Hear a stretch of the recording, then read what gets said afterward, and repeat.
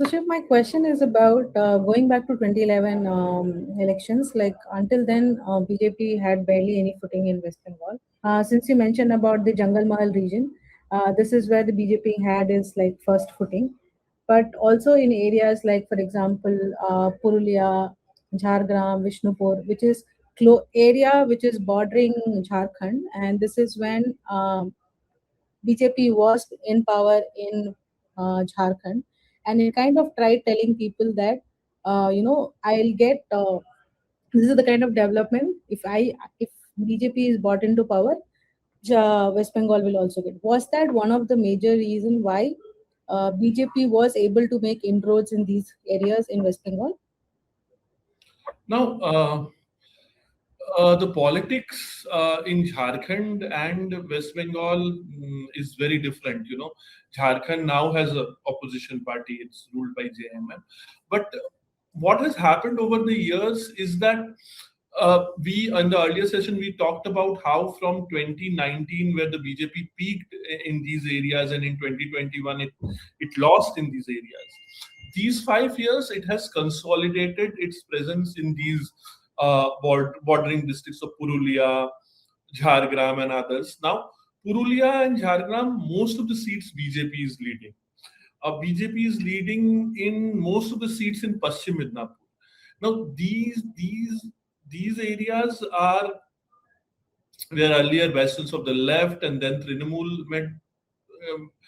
After the Maoist issue, or the Maoist or the insurgency came to an end, then Trinamool established a stronghold. Now these areas have gone to the BJP, and it has happened for a number of reasons. One is that we have seen the same issue which is dominating all across the state: joblessness, migration. There is one particular factor why people in North Bengal and Southwest Bengal feel very alienated, because whatever growth we have seen in Kolkata, in West Bengal, is very Kolkata-centric. We do not have major cities coming up, elsewhere in the state. So this Kolkata-centric growth, or this Kolkata-centric development looks like it has cost the Trinamool, because most of the ministers come from this region. The North Bengal or the Southwest Bengal gets one or two token posts, and there are no big influential leaders. So all this put together, the anti-incumbency, the migration, the taint of corruption, everything has led the electorate to believe that they should look for alternative, and BJP was the alternative this time. And the trends clearly show that despite the left and ISF alliance and the Congress, they are not doing particularly very well. They are just leading on one or two seats. So, it has been a very polarized election between two camps. And, this sense of anti-incumbency, the Trinamool has not been able to tackle with that. And there is also religious polarization.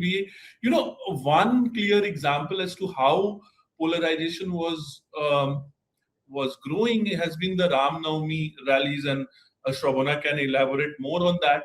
Is that with every passing year we saw larger number of rallies, and the Trinamool could not counter it. And of late, they also joined these rallies.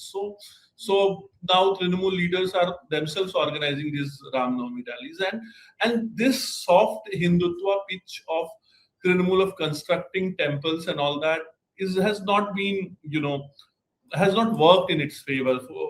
So Southwest Bengal is particularly a reflection of that. So Shravana can tell more about how this religious polarization has sharpened, increased over the last few years. So, as we can see, that Trinamool is also trying their hand at some form of Hindutva, because BJP is taking a major share of the Hindu vote towards their side. So, Mamata has inaugurated, at least laid the stone for at least three major mandirs. So she's spending around 750 crores, at least she has sanctioned. One of them has already opened. And even like Shiv was saying, even during Ram Navami, we see now that they cannot get done with Ram Navami. So now they are participating in it and they are taking out their own rallies, and it has become a